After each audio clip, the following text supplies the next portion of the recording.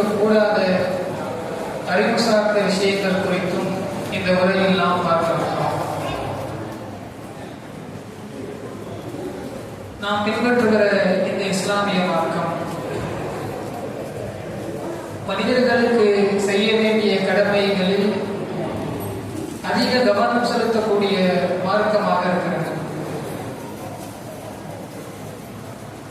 நபிகளார் நமக்கு சொல்லி காட்டினார்கள், லா யதுஹுல் ஜன்னத காத்திபுன், யார் சொர்க்கம் செல்ல விரும்புகிறாரோ அவர் உறவுகளை பேணி நடக்கட்டும் என்று நமக்கு சொன்னார்கள். இந்த உறவுகளை பேணுகிற விஷயங்களில் நாம் கடைபிடிக்க வேண்டிய சில அம்சங்கள் இருக்கிறது. அறிவு சார்ந்து சில விஷயங்களில் அறிவை பயன்படுத்தக்கூடாத விஷயங்கள் இருக்கிறது. எங்கே குடும்பங்களில் உறவுகளில் அறிவை பயன்படுத்த வேண்டும் என்று சொன்னால், எங்கு மார்க்கம் தொடர்பான விஷயங்கள் வருகிறதோ அங்கே அறிவைத்தான் பயன்படுத்த வேண்டும். பொதுவாக தமிழகம் முழுக்க தர்காக்கள் பெரிய அளவிற்கு வளர்ந்ததற்கான காரணமே குடும்பங்களுடைய பின்னணிதான். என்னுடைய குடும்பத்தார் செஞ்சாங்க, அத்தா செஞ்சாங்க, தாத்தா செஞ்சாங்க அப்படிங்கிற அடிப்படையில்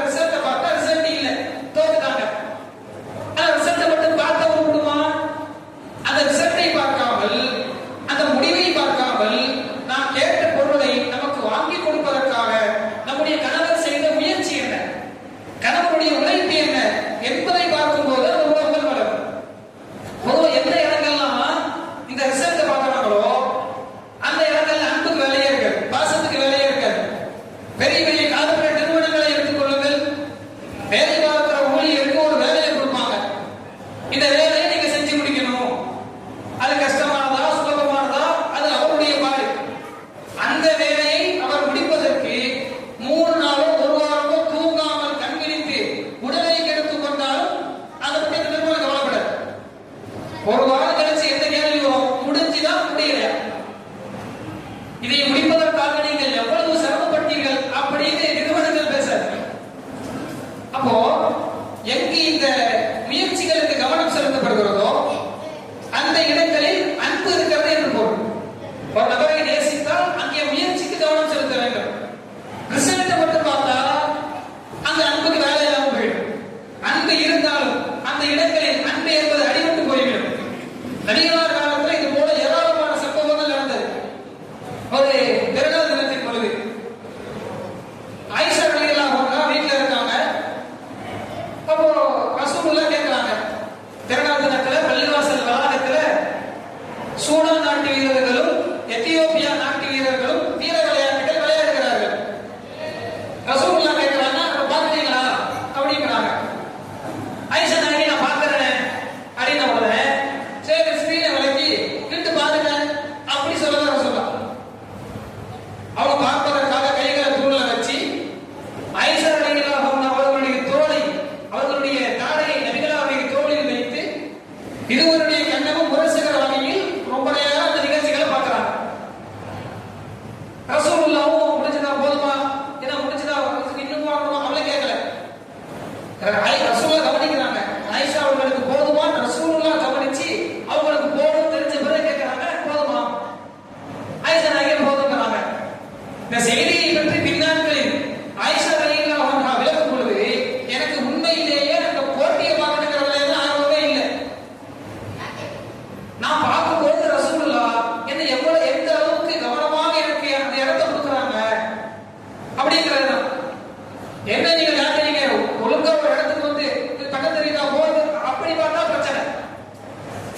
நம்ம ஒரு விஷயத்தை கேட்டோம், நம்முடைய கணவர் காண்பித்தார், அதை காண்பிக்கும் போது அதற்கான முயற்சி என்ன செய்தார், அதை மட்டும்தான் ஆயிஷா ரலியல்லாஹு அன்ஹா கவனித்தார்களே தவிர இப்படி நின்று பார்த்தா எப்படி தெரியும், இப்படி நின்று பார்த்தா எப்படி தெரியும், தூரத்துல இருந்து பார்த்தா தெரியுமா அப்படின்னு கேட்கிறேன். அப்போ ஆயிஷா ரலியல்லாஹு அன்ஹா அவர்களுடைய இந்த நடைமுறையை பார்க்கும்போது கூட அவர்கள் முயற்சிக்கு தான் முக்கியத்துவம் கொடுத்தார்கள். அதனால்தான் அவர்களுக்கும் நபிகளாருக்கும் இடையில ஒரு அன்பான வாழ்க்கை அமைந்ததை நாம் பார்க்க முடியும். அதுபோல எல்லா விஷயங்கள்லையுமே எங்கெல்லாம் அன்பு தலைத்து ஓங்குகிறதோ அங்கெல்லாம் முயற்சிகளுக்கு முக்கியத்துவம் கொடுக்கப்படும். நாம் அல்லாஹ்வை கருணையாளர் என்கிறோம். அல்லாஹ் தன்னை பற்றி நம்மிடத்தை அறிமுகப்படுத்தும் போது கூட அர்-ரஹ்மான் அர்-ரஹீம், அல்லாஹ் அளவற்ற அருளாளன், நிகரில்லா அன்புடையவன் என்று தன்னை அல்லாஹ் அறிமுகப்படுத்துகிறான். அப்போ அல்லாஹ் கருணையாளன், அன்பாளன் என்பதை விளக்கி இருக்கிறோம். அல்லாஹ் நம்மளை எப்படி பார்க்கலாம்? ஒரு மனிதர் நன்மை செய்ய வேண்டும் என்று மனதில் நினைக்கிறார். நினைத்ததற்கான ஒரு கூலியை எல்லாம் வழங்கி விடுகிறார். அந்த விஷயத்தை அவர் செய்து முடிக்கிறார். செய்து முடித்ததன் காரணமாக அவருக்கு 10 நன்மையை எல்லாம் வழங்கி விடுகிறார். அதுபோல ஒரு மனிதர் ஒரு பாவத்தை செய்ய வேண்டும் என்று நினைக்கிறார். அவருக்கெல்லாம் ஒரு பாவத்தை கணக்கில் ஏற்றுறது இல்லை. அந்த பாவத்தை அவர் செய்து முடித்தால் ஒரு பாவத்தை ஏற்றுகிறார். இந்த இடத்துல நல்லா கவனிச்சு பாருங்க. பாவத்தை செய்து ஒரு நன்மையை செய்யணும் நீங்க நினைச்சீங்கள, அந்த சிந்தனைக்கு அல்லாஹ் கூலி கொடுக்கிறானே, அது எப்படி வரும்? அல்லாஹ் உண்மையில் முடிவுகளை மட்டும் பார்ப்பவனாக இருந்தால் நீ செஞ்சு முடிச்சா நன்மை, நினைச்சதுக்குலாம் நன்மை கிடையாது. இப்படிதான் வரணும். லாஜிக்கா பார்த்தா சரி ஒரு செயலை செஞ்சு முடிச்சா தான் சரி அப்படின்னா அந்த செயலை நீங்க செஞ்சு முடிங்க அப்புறம் 10 நன்மை, இப்படி எல்லாம் சொல்லணும். ஆனா அல்லாஹ் நம்ம இடத்துல கருணையாளன் என்கிற காரணத்தால் நம் மீது அதிக அன்பு வைத்திருக்கிறான் என்கிற காரணத்தால் நமக்கான நன்மை எழுதும் பொழுது நீங்கள் இந்த நன்மையை செய்ய வேண்டும் என்று நினைத்தாலே அதற்கான நன்மையை அல்லாஹ் எழுதி விடுகிறான். அப்ப அல்லாஹ் நம்முடைய ரிசல்ட் பார்க்கல, முயற்சி என்ன. அல்லாஹ் பல விஷயங்களுக்கு நமக்கு நன்மை வழங்கும் போது கூட ஏதோ ஒரு தர்மத்தை செய்ய வேண்டும் என்று நினைப்போம், ஏதோ ஒரு அமலை செய்ய வேண்டும் என்று நினைப்போம், அதற்கான பல முயற்சிகளை செய்வோம். செய்த முயற்சி எல்லாம் தோற்று போயிருக்கலாம். அல்லாஹ் நாம் செய்த முயற்சிக்கும் தோற்று போன முயற்சிக்கும் அல்லாஹ் நமக்கு கூலி வழங்குவான்.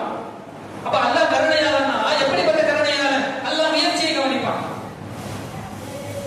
ஒரு தாய் தன்னுடைய பிள்ளை மீது வைத்திருக்கிற அன்பை விட 99 மடங்கு அதிகமாக நம் மீது அன்பு வைத்திருக்கிற அல்லாஹ் இதை நமக்காக செய்கிறான் என்கிற பொழுது அற்பத்திலும் அற்பமான மனிதர்கள் பிற மனிதர்களிடத்திலே முடிவுகளை மட்டும் பார்த்தால் உறவுகளை சிறப்பித்திருக்க முடியுமா? பெரும்பாலான இடங்களில் எங்கு முடிவுகளை விசாரிக்கப்பட்ட மனிதர்கள் போக்கஸ் பண்றாங்களோ அங்கெல்லாம் மனிதர்களுக்கு ஒரு பெரிய அன்பும் கருணையும் இல்லாமல் போகும் என்பதை நாம் விளங்கிக் கொள்ள முடியும். அதுபோல பனு இஸ்ரவேல் சமுதாயத்தை சார்ந்த ஒரு மனிதர், அவர் 99 கொலை செஞ்சிருக்காரு. சரி, 99 கொலை பண்ண பிறகு உள்ளத்துல நினைச்சு இப்படி கொலை பண்ணிட்டமே அப்படின்னு மனம் வருந்துகிறார். ஒரு பாதிரியார் இடத்துல செல்கிறார். நான் 99 கொலை பண்ணிட்டேன், எனக்கு என்ன பரிகாரம் அப்படின்னு கேட்கிறார். அந்த பாதிரியார் சொல்றாங்க, உனக்கு மன்னிப்பெல்லாம் கிடையாது அப்படின்னு. உடனே அந்த பாதிரியாரே கொண்டுட்டார். 100 கொலை பண்ணிட்டு மறுபடியும் கவலைப்படுகிறார். அப்போ ஒவ்வொரு ஆளுதான் கேட்கிறாங்க, எனக்கு மன்னிப்புக்கு என்ன வழி அப்படின்னு கேட்கும் போது ஒரு மனிதர் சொல்றாரு, ஒரு ஊரை சுத்தி காமிச்சு அந்த ஊரில் அதிகமாக நல்லவர்கள் இருக்கிறார்கள், அதனால அந்த ஊருக்கு நீங்க பயணம் பண்ணி போங்க அப்படின்னு சொன்ன உடனே பாவ மன்னிப்பை பெறுவதற்காக அந்த ஊருக்கு பயணம் பண்ணி போகிற வழியில் மரணித்து விடுகிறார். இப்ப அவருக்கு சொர்க்கமா நரகமா? அவருடைய பாவத்தை எல்லாம் மன்னிப்பானா மன்னிக்க மாட்டானா என்கிற கேள்வி வரும். அந்த ஊருக்கு பயணம் பண்ணி போனா பாவங்கள் மன்னிக்கப்படுவதாக அவர் சொன்னார். அந்த நம்பிக்கை அடிப்படையில் இவர் போறார். ஆனா உள்ளத்துல எப்படியாச்சும் மன்னிப்பு கிடைச்சிருந்தமே, ஆனா உள்ளத்துல மன்னிப்பை பெறணுங்கிறதா அதுக்கு ஒரு காரணம் தான் அந்த ஊரே தவிர, அப்படியாவது நம்முடைய பாவத்தை எல்லாம் மன்னிச்சிட மாட்டானாங்கிற தூய்மையான நிகழ்ச்சி அவர் இடத்துல இருந்தது. அவர் மரணித்து விடுகிறார். அல்லாஹ் வானவர்களுக்கு கட்டளை இருக்கிறார், அவர் எங்கே மரணித்தாரோ அந்த ஊருக்கு பயணம் பண்ணி போனாங்க, அந்த ஊருக்கும் இவருக்கும் இருக்கிற இடைவெளியை கணக்கு பண்ணுங்க. இவர் பயணம் பண்ணி வந்த ஊருக்கும் இவருக்கு இருக்கிற இடைவெளியை கணக்கு பண்ணுங்க. அவர் எந்த ஊருக்கு செல்லுகிறாரோ அந்த இடைவெளிக்கும் இவருக்கும் இருக்கிற அந்த டிஸ்டன்ஸ் கம்மியா இருக்கு. இப்போ கிட்டத்தட்ட நெருங்கியதன் காரணமாக அவருடைய பாவத்தை அல்லாஹ் மன்னித்து விடுகிறான் என்று சொல்லப்படுகிறது. இதுக்கு முன்னாடி இன்னும் சில செய்திகளுமே அந்த ஹதீஸ்ல வரும். அல்லாஹ்வை கட்டளையிட்டான், அவர் பயணம் பண்ணி போன ஊருக்கு நீ நெருங்கி வான்னு அல்லாஹ் கட்டளையிட்டான். எந்த ஊர்ல இருந்து பயணம் பண்ணி வந்தாரோ நீ பின்னாடி போன அல்லாஹ் கட்டளையிட்டான் என்கிற செய்திகளும் வரும். ஆனா இங்கே அல்லாஹ் கொடுத்த ரிசல்ட் என்ன? அல்லாஹ் பார்த்த விஷயம் என்ன? பயணம் பண்ணி வந்தாரா இல்லையா அதை பார்க்கல. அதற்காக முயற்சித்தார், அதற்காக நடந்தார், அதற்காக உழைத்தார். அதன் காரணமாகவே அவருக்கான பாவ மன்னிப்பை அல்லாஹ் வழங்கியதாக ஒரு செய்தி நமக்கு நபிகளார் வழியாக சொல்லப்பட்டிருக்கிறது. உண்மையிலேயே அல்லாஹ்விடத்தில் ஏராளமான பண்புகள் இருக்கும். அல்லாஹ்வுடைய பண்புகளில் ஒரு பண்பு நம்மை மன்னிப்பது, நமக்கு கருணை செலுத்துவது. அல்லாஹ்வே தன்னை பற்றி சொல்லும் போது மனிதர்களின் மீது அன்பு காட்டுவதை, அருள் புரிவதை அல்லாஹ் தனக்கு கடமையாக்கி கொண்டான் என்கிற செய்தி நமக்கு சொல்லப்பட்டிருக்கிறது. இன்னொரு செய்தி ரசூலுல்லாஹ் நமக்கு சொன்னாங்க, நான் நரகத்தில் அதிகமாக பெண்களை பார்க்கிறேன் என்று சொன்னார்கள். அப்ப நபிகளார் இடத்துல கேட்கப்படுகிறது, யா ரசூலுல்லாஹ், பெண்கள் இறைவனை மறுத்தார்களா? இறைவனை மறுத்ததன் காரணமாக பெண்கள் நரகத்தில் அதிகமா இருக்காங்களா? அப்ப ரசூலுல்லாஹ் பதில் சொன்னாங்க, இல்லை அவர்கள் கணவரை மறுத்தார்கள். கணவரை மறுத்ததன் காரணமாக, கணவருக்கு மாறு செய்ததன் காரணமாக அதிகமான பெண்கள் நரகத்திற்கு சென்றதாக இந்த செய்தி நமக்கு சொல்லுகிறது. மாறு செய்வதனால் எப்படி மாறு செய்வது என்பதை பற்றி சொல்லும் போது அழகான விஷயம் இருக்கு. எப்படி மாறு செஞ்சாங்க தெரியுமா? அந்த கணவர் அந்த மனைவிக்காக உழைத்து பல விஷயங்களை செய்த நேரத்திலேயும், அவருக்காக பல சிரமங்களையும் துன்பங்களையும் சந்தித்த நேரத்திலேயும் இறுதியாக அந்த மனைவி சொல்லிவிடுகிறார், உங்கள் மூலமாக எந்த மகிழ்ச்சியையும் நான் பெற்றுக் கொள்ளவில்லையே என்று அந்த மனைவி சொல்லிவிடுகிறார். இப்படித்தான் அந்த மனைவி கணவருக்கு மாறு செய்கிறார். இங்க ரெண்டு விஷயம். ஒண்ணு, நரகத்தில் இருந்த பெண்கள் அல்லாஹ் மறுத்தவங்க கிடையாது. அல்லாஹ்வை மறுத்தவர்கள் என்றால் அதுக்காகவே நரகத்துக்கு போயிடுவாங்க. அல்லாஹ்வை மறுத்தவங்க இல்ல, அல்லாஹ்வை நம்பிக்கை கொண்டவர்கள். அல்லாஹ்வை நம்பிக்கை கொண்டு கணவருக்கு மாறு செய்வதன் காரணமாக நரகத்தில் இருக்கிறார்கள். அந்த ஒரு செய்தி. இரண்டாவது, இப்படிப்பட்ட வார்த்தை சொன்னதன் காரணமாக மனைவிமார்கள் நரகத்திற்கு செல்லுகிற சூழல் ஏற்படுகின்றார். அந்த வார்த்தையினுடைய அழுத்தத்தை சிந்தித்து பாருங்கள். அந்த வார்த்தை சொல்ற மாதிரி என்ன ரிசல்ட் பார்க்குது அந்த வார்த்தை. அவர் நமக்காக எவ்வளவு செஞ்சார், அதை செஞ்சார் அப்படின்னு ஒண்ணு ஒண்ணா பார்த்தா, முயற்சியை பார்த்தா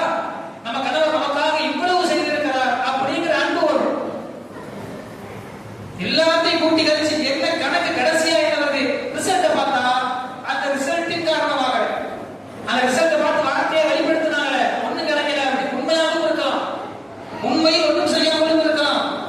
ரிசல்ட்டை மட்டும் பார்த்து இப்படி சொன்னா அதன் காரணமாக நரகத்துக்கு செல்வார்கள் என்கிற செய்தி சொல்லப்பட்டிருக்கிறது. பல நேரங்கள் ஆண்கள் ஒரு விஷயத்தை விளக்கணும். பொதுவாக ஆண்களை பொறுத்தவரைக்குமே பெண்களை விட சற்று சிந்தனை திறனில் கூடியவர்களாக அல்லாஹ் படைத்திருக்கிறார் இயற்கையிலேயே.